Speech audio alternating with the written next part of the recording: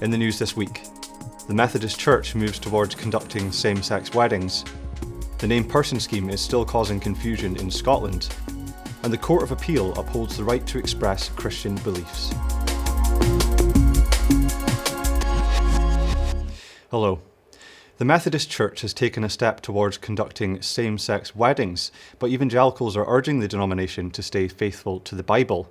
During the Methodist conference in Birmingham, the church gave its initial support to same-sex marriage ahead of another vote next year.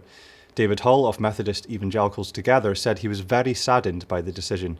I just hope that throughout the consultation, the voices of local Methodists will be heard. We continue to urge the church to remain faithful. Local authorities across Scotland are deeply divided about the named person policy, but have still put 3,000 of the state guardians in place. The Scottish Daily Mail asked 32 local authorities and 14 NHS boards if they were operating the named person scheme. Of those who responded, 7 councils did not use it at all, but another claimed the scheme was mandatory and every child must have a named person. Campaigners have renewed calls for the scheme to be scrapped, saying that parents must not be given the impression that it is compulsory. The Christian Institute's Deputy Director, Kieran Kelly, provided some clarity. The named person scheme's been going for 5 years, and 5 years on, there's still confusion. All over Scotland, there are thousands of these named persons, and the local authorities and others responsible for them have got no idea how to implement the scheme. And that's perhaps not surprising, because the Scottish Government have got no idea how to implement the scheme. But it is leaving parents confused, and I would simply say to them to take confidence from the fact that if they encounter a named person, they can take their advice or not as they choose. You know, back in 2016, we won a great victory at the Supreme Court. It ruled that one of the central planks of the scheme, to do with information sharing, that those provisions were unlawful, and that was great news. But it also very clearly said that parents must not be given the impression that a named person's advice is compulsory. But if the people tasked with implementing named persons and the people on the receiving end of their advice are so confused, it tells you that time is really up for this scheme. It's unwanted, it's unworkable, and the Scottish Government simply needs to axe it once and for all.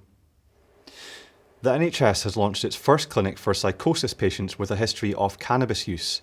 A growing body of research points to a clear link between skunk, the most potent and widely available form of cannabis, and mental illness.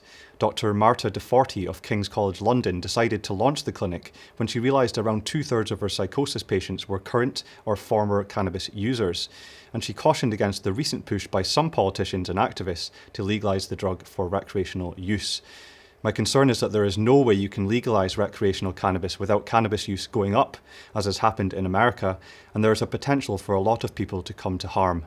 The London clinic will conduct a 12-month trial with 20 patients. And finally, the Court of Appeal has ruled that disagreement with same-sex marriage does not amount to discrimination. In 2015, social work student Felix Ngole was expelled from the University of Sheffield after he stated online that the Bible says homosexuality is a sin. The university claimed any expression of disagreement with same-sex relationships would breach the professional guidelines for social workers. The court overturned a previous ruling and criticised the university for attempting to limit free speech and for removing Mr. Ngole from his course. The judges said, the mere expression of views on theological grounds, for example that homosexuality is a sin, does not necessarily connote that the person expressing such views will discriminate on such grounds. Felix Ngole said he was delighted with the ruling. I'm really excited today that the judges finally ruled in my favor. So I just want to thank you for standing with me. You know, all the messages you've sent to me, they've been really, really encouraging. Institute Director Colin Hart congratulated Christian Concern for winning this important ruling. Too many public institutions view the mere expression of orthodox religious convictions as discriminating. In the absence of any evidence of discrimination, this judgment imposes a welcome check. Well, that's all for this week. For regular updates and information on all of our stories, plus much more, visit our website at christian.org.uk. Until next time, goodbye.